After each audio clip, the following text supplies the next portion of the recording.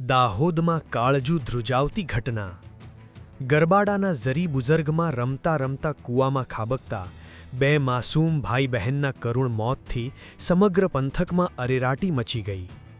માસૂમ બાળકો માટે રમત મોતનું કારણ બની જાય તે કેવી કરુણ ઘટના છે.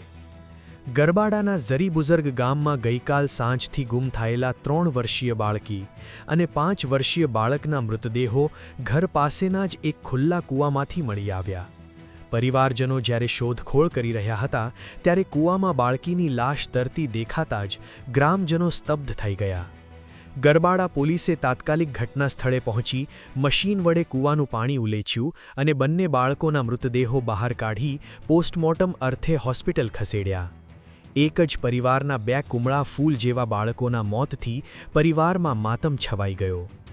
આ ઘટનાએ ફરી એકવાર ખુલ્લા અને બિનસુરક્ષિત કૂવાઓની ગંભીર સમસ્યા સામે લાવી દીધી છે, જે નિર્દોષ જીવો માટે મોતનું પાંજરું સાબિત થઈ રહ્યા છે. તંત્ર અને ગ્રામ પંચાયતની બેદરકારીને કારણે અનેક વિસ્તારોમાં આવા જોખમી કૂવાઓ ખુલ્લા પડ્યા હોવાથી ગ્રામજનોમાં ભારે રોષ જોવા મળી રહ્યો. આ માસૂમ જીવોના હોમાયા બાદ હવે શું તંત્ર જાગશે?